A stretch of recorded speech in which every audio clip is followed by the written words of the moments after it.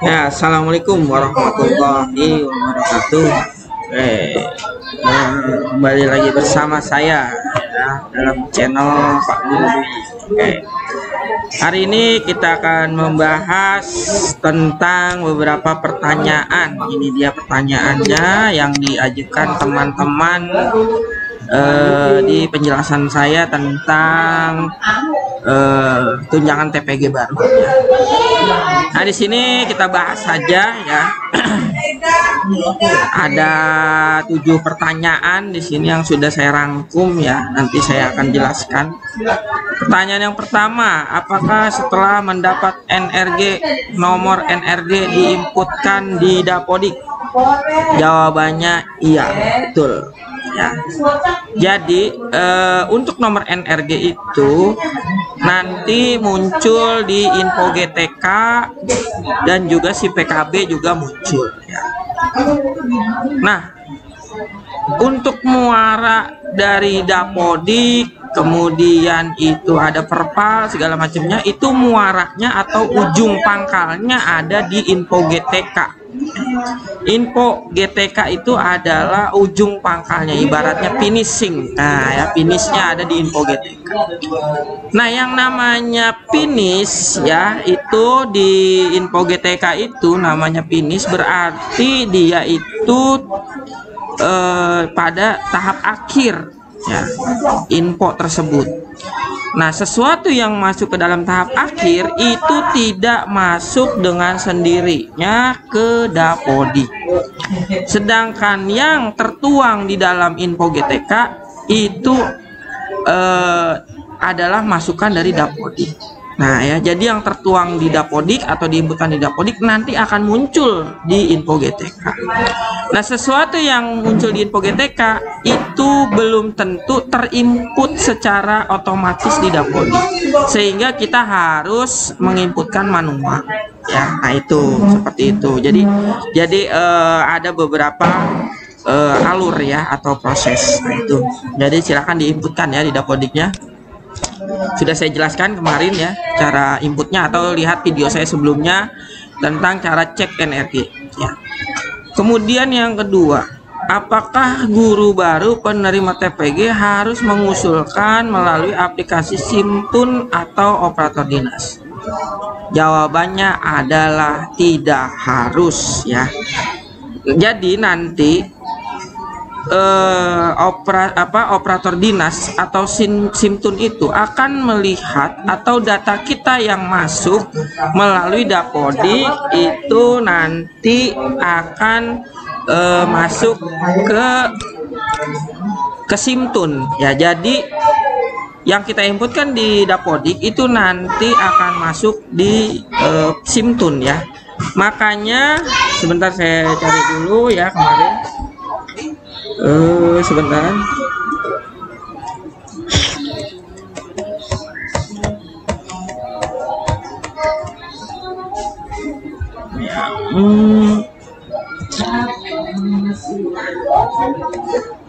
Ini dia.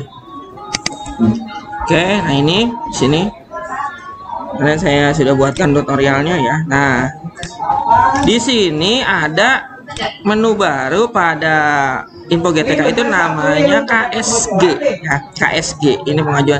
Nah, ini adalah data yang akan dipadankan nanti dengan SIMTUN, sehingga ketika data yang di sini sudah benar, sudah valid, nanti ini akan diinputkan ke SIMTUN ya. Nah, jika nanti operator dinas membutuhkan beberapa persyaratan, itu pastinya akan diberitahukan melalui dinas-dinas terkait ya.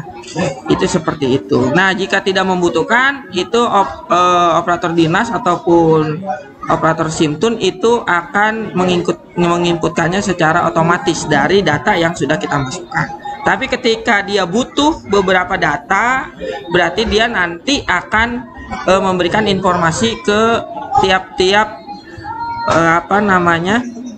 individu melalui sekolah dan juga melalui dinas gitu ya. Nah, jadi jawabannya itu untuk mengusulkan itu tidak harus ya. Itu tergantung juga dari dinasnya ya. Nah, seperti itu. Jadi sesuai dengan kebutuhan ya. Kalau memang dibutuhkan ya pastinya nanti akan ada pemberitahuan ke sekolah-sekolah. Jadi Bapak Ibu jangan takut di aplikasi SIM2-nya tidak diinputkan ya, karena itu juga merupakan tanggung jawab dari dinas ya. Nah, itu seperti itu.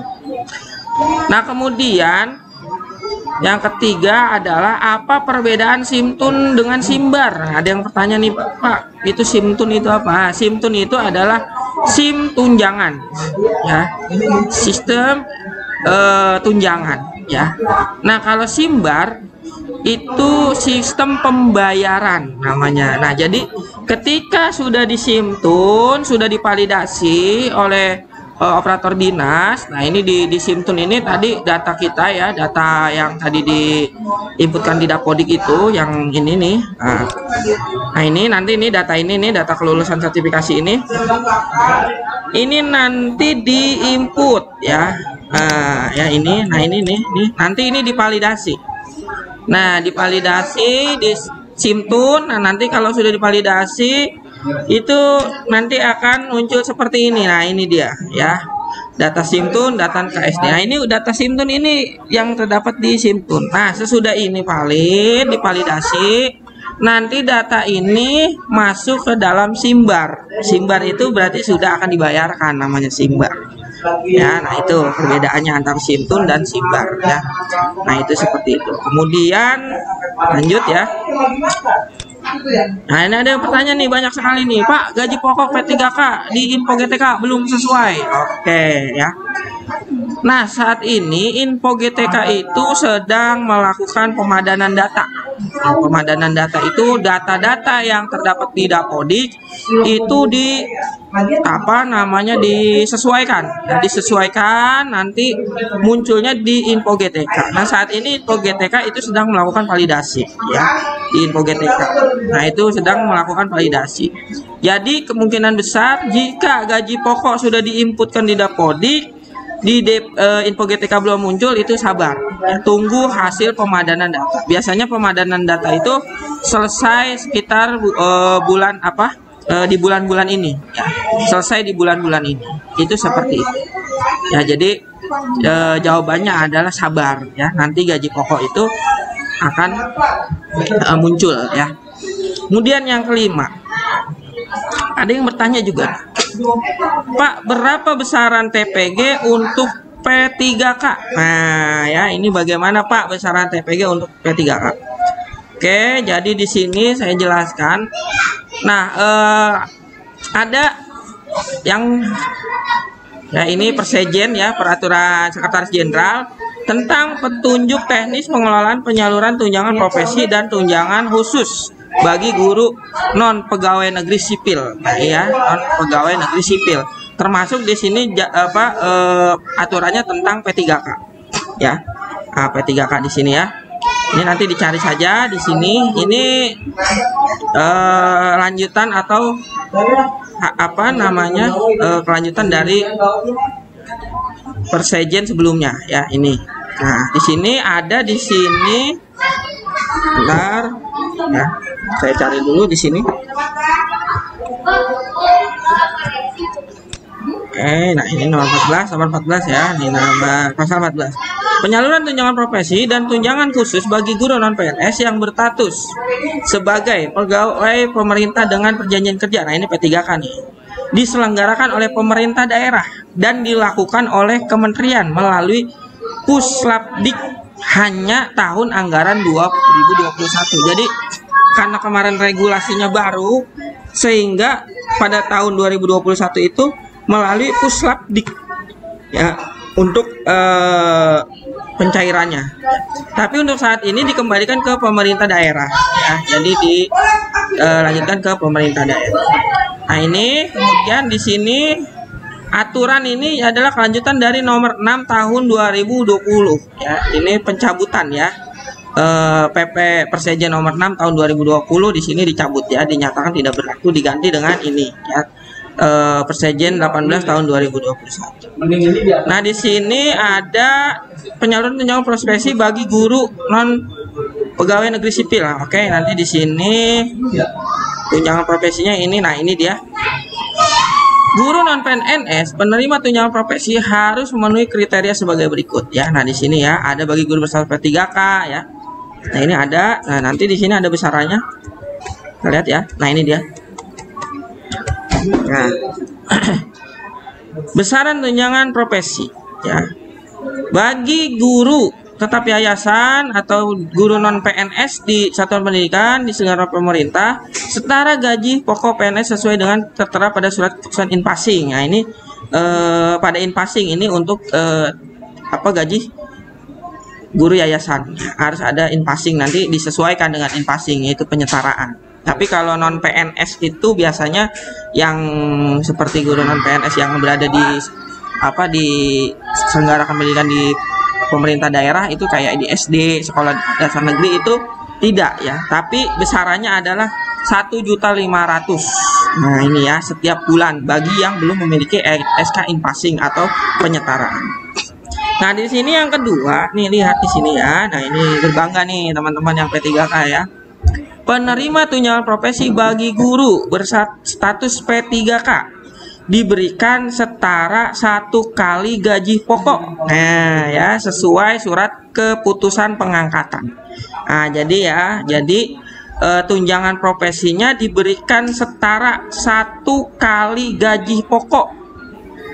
Nah, penerima tunjangan profesi bagi guru berstatus P3K diberikan setara 1 kali gaji pokok. Nah, ya sesuai dengan keputusan pengangkatan. Ya, jadi nanti dilihat saja ya, diberikan 1 kali. Oke. Besaran tunjangan profesi pada angka 1 berdasarkan SIMTUN ya. Nah, tadi ya sudah saya jelaskan SIMTUN. Kemudian pasal ketentuan perundang-undangan. Oke ya, ini nah berarti ini setara 1 kali gaji pokok ya untuk tunjangan profesinya. Nanti tinggal dikalikan. Ya, berarti gaji pokoknya misalnya 3 juta, tinggal dikali 3 itu, seperti itu kan biasanya. Serti itu cairnya 3 bulan sekali ya. Nah, kalau yang non PNS itu 1,5 juta itu setiap bulan ya, setiap bulannya itu 1,5 juta. Nah, tinggal dikalikan 3 bulan. Nah, itu seperti itu ya. Oke, sudah jelas ya mungkin untuk gaji pokok P3K. Nah, mana nih ini besarannya ya, jawaban ke 5. Oke ya, sudah jelas sesuai dengan Persejen nomor 8 tahun 2021 ya, itu. Nah, kemudian untuk ASN itu beda lagi ya. Peraturannya di sini ada peraturan nomor 4 tahun 2022. Ya, di sini petunjuk teknis pemberian tunjangan profesi khusus ASN ataupun penghasilan, tambahan penghasilan. Jadi kalau yang tidak dapat sertifikasi itu dapat tunjangan tambahan penghasilan. Nah, besarnya itu di sini ada ya, sebentar, besarnya tunjangan khusus. Nah, ini dia tunjangan tambahan penghasilan. Nah, ini diberikan untuk ASN yang belum menerima tunjangan profesi ya, belum memiliki sertifikat pendidik. Nah, ini besarnya juga di sini ada. Nah, ini dia.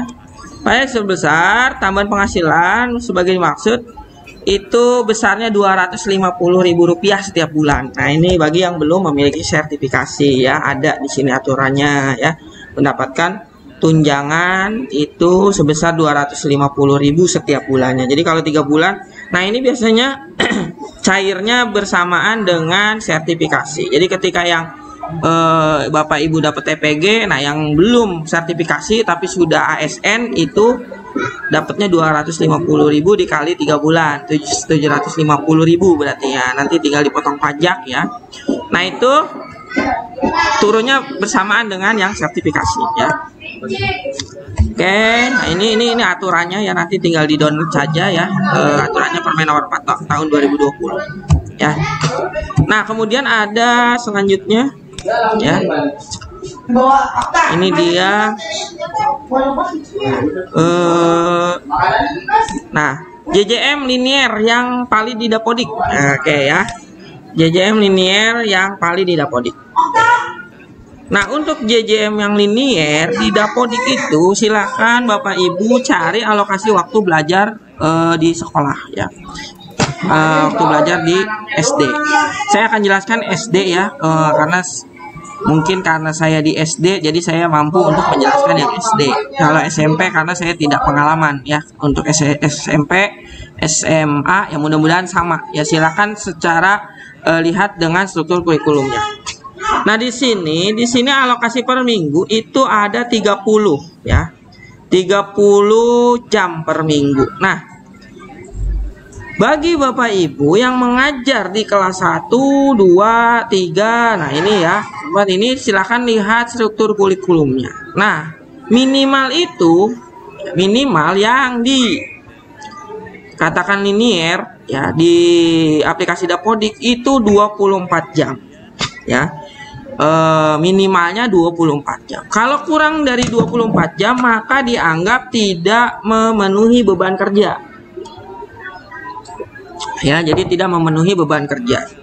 Sehingga Bapak Ibu jika ingin linier silakan ya beban kerjanya ditambah.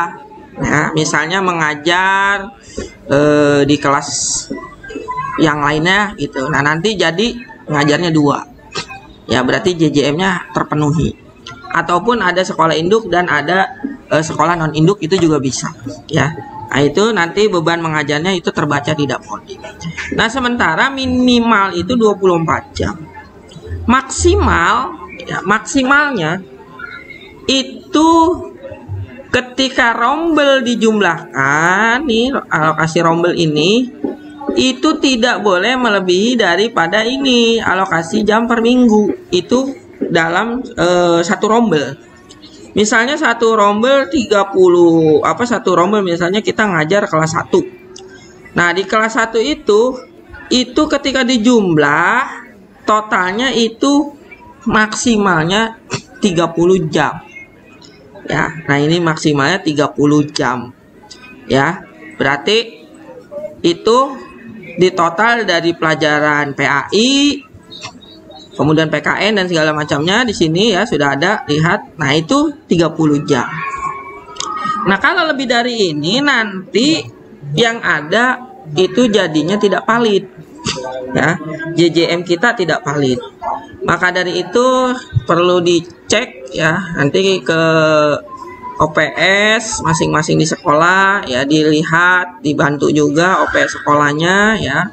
Ya, kita tanyakan ya, biasalah kalau OPS sekolah itu kan kerjaannya cukup berat ya. Nanti tinggal pengertian saja Bapak Ibu ke OPS sekolah ya, jangan mintanya itu sambil marah-marah. Nah, itu nanti OPS-nya pun jadi marah ya Bapak Ibu. Nah, jadi ditanyakan saja, jika sudah sesuai maka insya Allah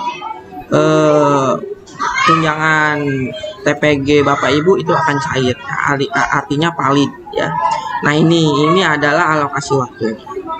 Pak, boleh di atas 24 jam boleh, silakan 24, 26 bisa atau 25. Yang jelas ketika total dari alokasi itu dijumlahkan nanti ada di aplikasi di Info GTK pun ada keterangannya. Misalnya berapa jumlah JJM-nya ya. Jumlah JJM-nya berapa. Nah, itu ya. Nah, itu seperti itu. Jadi ketika di ini yang jelas minimal itu 24 jam. Kemudian untuk murid itu biasanya ya, kalau ini di luar dari sekolah di daerah terpencil ya. Kalau sekolah di daerah terpencil itu memiliki jumlah yang bisa dikatakan relatif dia. Jadi tidak berlaku untuk di sekolah daerah terpencil ya. Nah, kalau yang normalnya itu rombelnya itu harus di atas 20 siswa, di bawah 28 orang. Nah, ya. Jadi di atas 20 siswa, di bawah 28 orang ya. Boleh nggak kalau 32? Itu sudah batas maksimal ya. 32 itu sudah batas maksimal ya. Tapi ketika dia ada satu rombel maka yang daftar ke situ misalnya kelas 1 ada 32 orang, itu udah batas maksimal. Lebih dari itu nanti dia akan tidak valid ya, terbacanya di rombelnya itu jumlahnya. Ya, maka dari itu mulai tahun ini itu ketat sekali untuk PPDB di SD juga ya. Jadi per rombelnya itu dihitung. Ya, jadi sekali lagi untuk jumlah siswa itu minimal 20, maksimal itu seharusnya 28, tetapi untuk 32 itu masih bisa ya, masih bisa untuk 32. Lewat dari itu nanti terbacanya tidak valid ya, rombel tidak valid ya, tidak rasional. Nah, itu seperti itu. Oke, kita lanjut lagi. Jadi jelas ya, JJM linearnya tadi yang valid itu 24 jam. Lebih dari 24 jam boleh, dengan catatan satu rombel itu ketika dijumlah PAI, PJOK tidak boleh melebihi yang tadi saya share ini. Nah, tidak boleh melebihi dari struktur kurikulum ya. Oke, untuk selanjutnya, Pak, saya tunjangan di semester 1 belum dibayarkan. Bagaimana? Nah, ya. Nah, untuk tunjangan yang belum dibayarkan itu ada namanya yang disebut dengan carry over ya. Carry over itu adalah pembayaran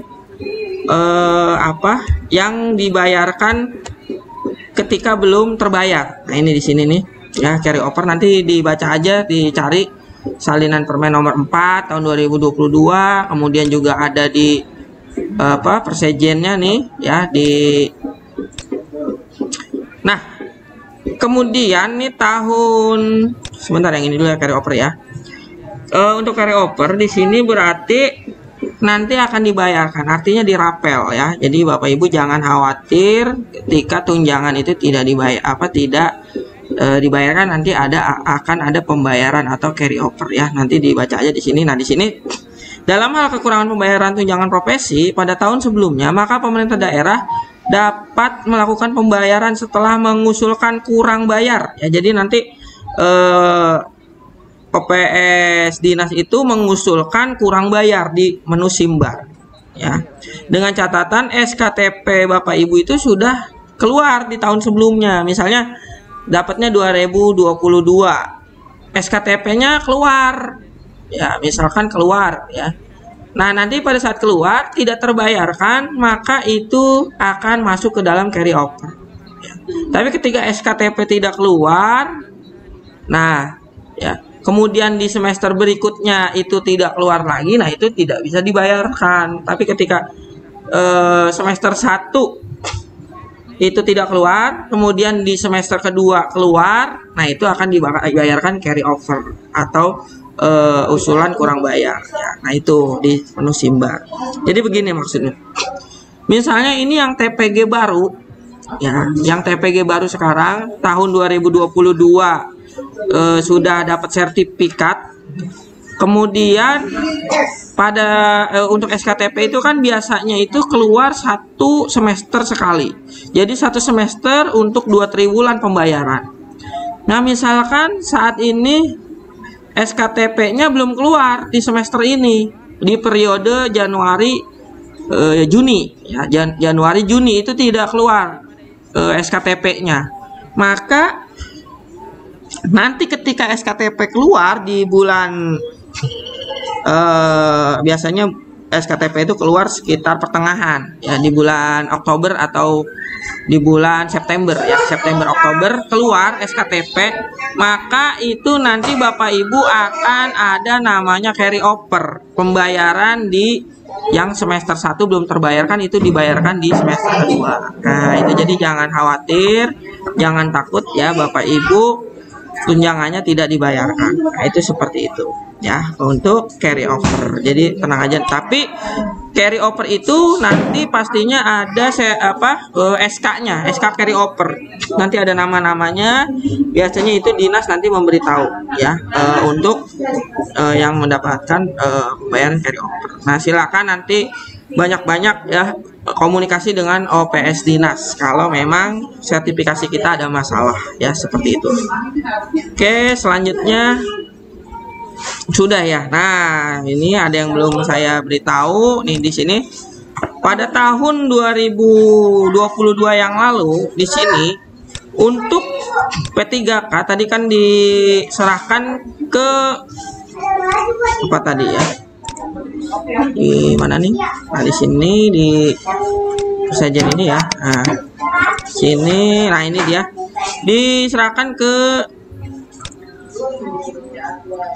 Puslapdik. Nah, Puslapdik itu mengeluarkan surat edaran. Nah, ini surat edarannya. Jadi mekanisme penerbitan surat keputusan penerima tunjangan profesi. Nah, ini di lulusan seleksi tahun 2021. Nah, ini untuk P3K dibuatkan edaran ya. Mudah-mudahan tahun ini nanti ada edaran kembali ya untuk yang P3K. Ini kalau melihat surat edarannya nanti silakan dicari aja di SE Dirjen GTK soal pembayaran TPG ya, guru P3K. Sini ada nomornya.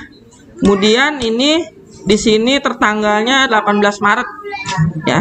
Nah, ini 18 Maret tertanggalnya. Nah, di sini ternyata guru P3K itu harus melakukan validasi. Nah, ya lihat di sini pemutakhiran data ya. Pemutahiran data update pada laman Info GTK. Jadi nanti laman Info GTK itu akan melakukan pemadanan untuk data update data P3K. Nah, ini seperti ini ya tampilannya. Nah, saat ini belum ada ya di tahun 2023. Ini hasil dari tahun 2022 kemarin ya, yang lulusan P3K tahun 2021 ya. Nah, ini seperti ini.